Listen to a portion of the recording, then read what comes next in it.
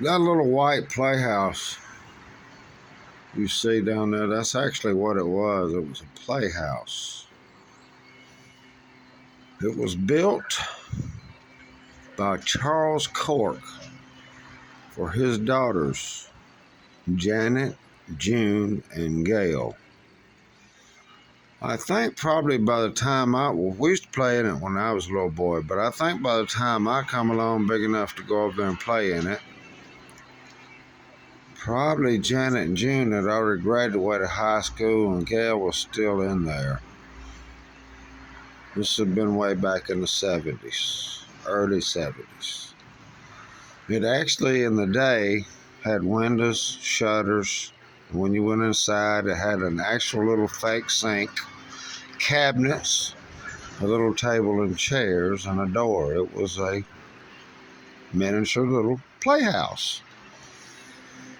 Charles Cork was my neighbor. His wife, Dot Cork, was a kindergarten teacher at Huffman First Baptist Church. She was my kindergarten teacher. So I used to walk from my house and get in a car with her and go to preschool. Charles Cork was a Marine in World War II. He fought on Guadalcanal. When I got my first hunting knife, it was made by K-Bar. And I showed it to him. He said, "Boy, that's a K-Bar. It's a good knife company." And I think that's the first time that he ever told me about him being a Marine on Guadalcanal. He took me in the house and he showed me the book, a diary of Guadalcanal.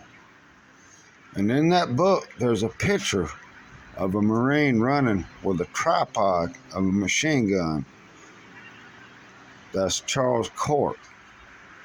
He also told me about getting shot straight through the neck by a 6.5 millimeter Japanese bullet.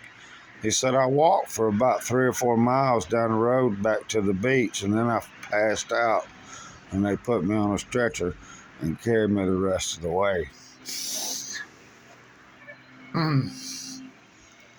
I was always the little boy who liked to play Army. I always wanted to go to the Army-Navy store. And throughout my whole life, until I became a Marine, when I went to the library, I wanted books about military history.